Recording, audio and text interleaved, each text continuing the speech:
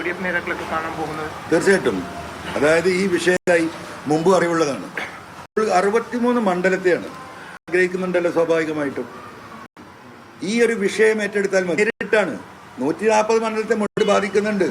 2 രീതി UDF ഏറ്റെടുക്കണം. ആ ഏറ്റെടുക്കണം. അതിനോടൊപ്പം ഒരു പ്രവർത്തകനായി, ഒരു സാധാരണക്കാരനായി അവരോടൊപ്പം ഈ മലയോര കർഷകർക്ക് വേണ്ടി നിന്നു കൊടുക്കാനും ഞാൻ തയ്യാറാണ്. UDF നേതാക്കളെയും കാണും. തീർച്ചയായിട്ടും മുഴുവൻ നേതാക്കളെയും കാണും. UDF മുന്നണിയിലേക്ക് പോകുന്ന കാര്യങ്ങളൊക്കെ ഇതിന്റെ ഭാഗമായിട്ട് ചർച്ച.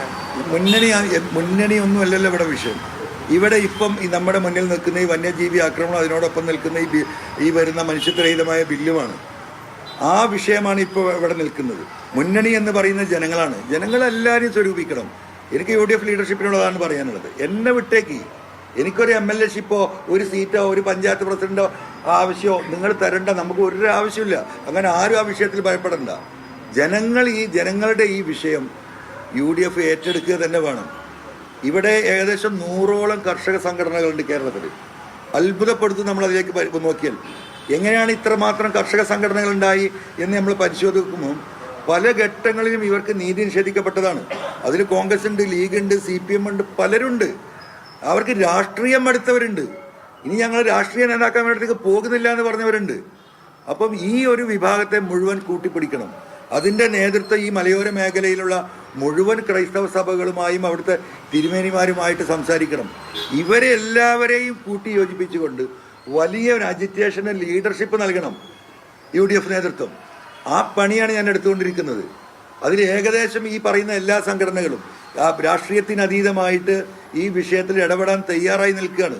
അതോടൊപ്പം വനവാസികളായ ആദിവാസികൾ ഒന്ന് പോയി നോക്കണം നിങ്ങൾ അവരുടെ അവസ്ഥ. എത്രായിരം കോടി രൂപയാണ് ഒരു വർഷം ഇവിടെ കൊടുക്കുന്നത്. ഒരു പൈസ അതിൻ്റെ 10-1 പോലും ഇവർക്ക് എന്താ പറയുക, ഇവരുടെ ഈ പറയുന്ന പദ്ധതികളിൽ അത് ചെലവഴിക്കാനോ അവർക്ക് ഗുണകരമായ ഒരവസ്ഥയിലെത്താൻ സാധിക്കുന്നത്. ഈ ആദിവാസി ദളിത് മലയോര മേഖല ഇവിടെ UDF കോൺസെൻട്രേറ്റ് ചെയ്യണം. അവരാണ് ഇന്ന് സമൂഹത്തിൽ ആദിവാസികളുടെ രക്ഷകരെന്ന് പറയുന്ന എന്താ പറയുക പിണറായിയും CPM ഒക്കെ തിരിഞ്ഞു നോക്കിയിട്ടില്ല. അത് അവർക്കും ബോധ്യമാണ്. ദളിതുകൾ അതിലേറെ ഡെസ്പറേറ്റ് ആണ്. ഈ പറയുന്ന ഈ സംഘടനകളെ മുഴുവൻ ഇവർ കൂച്ചുവിലം കിട്ടു.